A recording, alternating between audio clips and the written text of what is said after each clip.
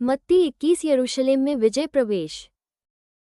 जब वे यरूशलेम के निकट पहुंचे और जैतून पहाड़ पर बैतफके के पास आए, तो यीशु ने 2 चेलों को ये कहकर भेजा, सामने के गांव में जाओ।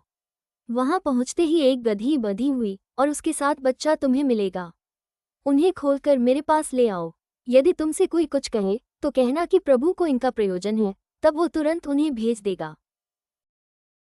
यह इसलिए हुआ कि जो वचन भविष्यद्वक्ता के द्वारा कहा गया था वो पूरा हो। सिय्योन की बेटी से कहो, देख, तेरा राजा तेरे पास आता है, वह नम्र है और गदहे पर बैठा है, वरन लादू के बच्चे पर।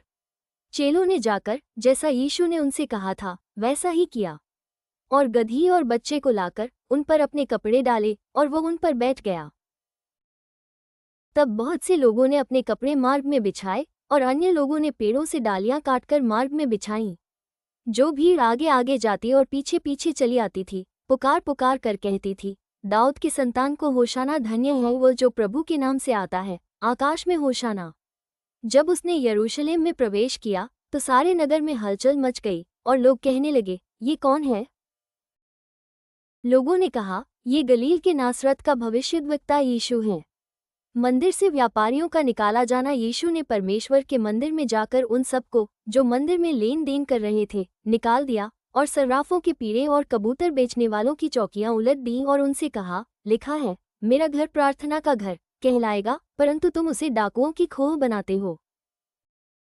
तब अंधे और लंगड़े मंदिर में उसके पास आए और उसने उन्हें चंगा किया।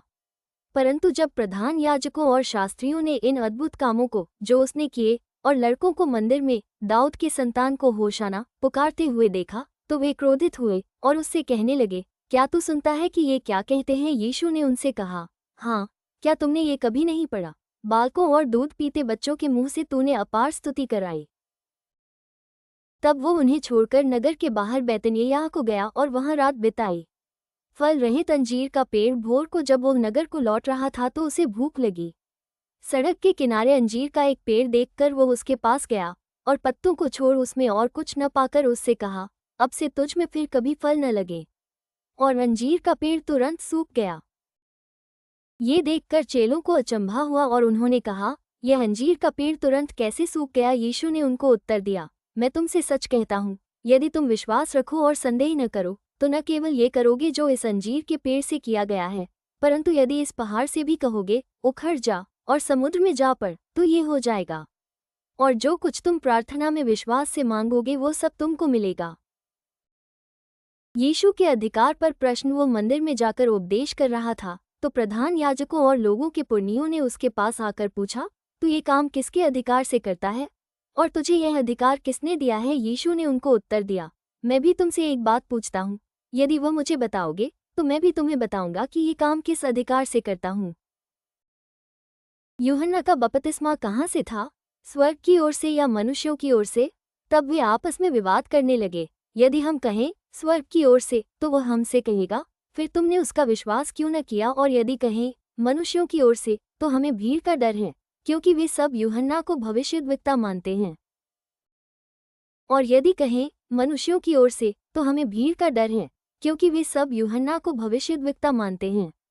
अतः उन्होंने यीशु को उत्तर दिया, हम नहीं जानते। उसने भी उनसे कहा, तो मैं भी तुम्हें नहीं बताता कि ये काम किस अधिकार से करता हूँ।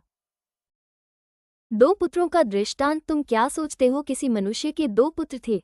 उसने पहले के पास जाकर कहा, हे पुत्र, आज दाख की बारी में काम कर। उसने उत्तर दिया, मैं नहीं जाऊंगा, परंतु बाद में पछता कर गया।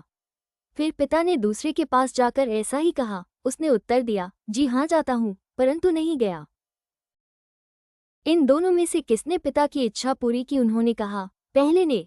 यीशु ने उनसे कहा, मैं तुमसे सच कहता हूँ कि महसूल लेने वाले और वेश्याएं तुमसे पहले परमेश्वर के राज्य में प्रवेश करते हैं। क्योंकि यूहन्ना धर्म का मार्ग दर्शाते हुए तुम्हारे पास आया और तुमने उसका विश्वास न किया, पर महसूल लेने वालों और वेश्याओं ने उसका विश्वास किया, और तुम ये देखकर बाद में भी न पछताए कि उसका विश्वास कर लेते। दुष्ट किसानों का दृष्टांत। एक और दृष्टांत सुनो। एक गृहस्वामी था जिसने दाख की बारी लगाई, उसके चारों ओर बाड़ा बांधा, उसमें रस का कुंड खोदा और गुम्मट बनाया और किसानों को उसका ठेका देकर परदेश चला गया। जब फल का समय निकट आया तो उसने अपने दासों को उसका फल लेने के लिए किसानों के पास भेजा। पर किसानों ने उसके दासों को पकड़ के किसी को पीटा और किसी को मार डाला और किसी पर पथराव किया। फिर उसने पहलों से अधिक और दासों को भेजा और उन्होंने उनसे भी वैसा ही किया। अंत में उसने अपने पुत्र को उनके पास ये सोचकर भेजा कि वे मेरे पुत्र का आदर करेंगे। परंतु किसानों ने पुत्र को देखकर आपस में कहा, ये तो वारिस है, आओ इसे मार डालें और इसकी मीरास ले लें। अतः उन्होंने उसे पकड़ा और दाख की बारी से बाहर निकालकर मार डाला।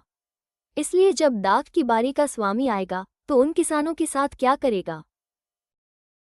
उन्होंने उससे कहा, वो उन बुरे लोगों को बुरी रीति से नष्ट करेगा और दाख की बारी का ठेका दूसरे किसानों को देगा जो समय पर उसे फल दिया करेंगे। यीशु ने उनसे कहा, क्या तुमने कभी पवित्र शास्त्र में यह नहीं पढ़ा, जिस पत्थर को राजमिस्त्रियों ने निकम्मा ठहराया था वही कोने के सिरे का पत्थर हो गया। ये प्रभु की ओर से हुआ और हमारी दृष्टि में अद्भुत है। इसलिए मैं तुमसे कहता हूँ कि परमेश्वर का राज्य तुमसे ले लिया जाएगा और ऐसी जाति को जो उसका फल लाए दिया जाएगा। जो इस पत्थर पर गिरेगा वो चकनाचूर हो जाएगा और जिस पर वह गिरेगा उसको पीस डालेगा। प्रधान याजक और फरीसी उसके दृष्टांतों को सुनकर समझ गए कि वो उनके विषय में कहता है, और उन्होंने उसे पकड़ना चाहा, परंतु लोगों से डर गए क्योंकि वे उसे भविष्यद्वक्ता मानते थे। आमीन।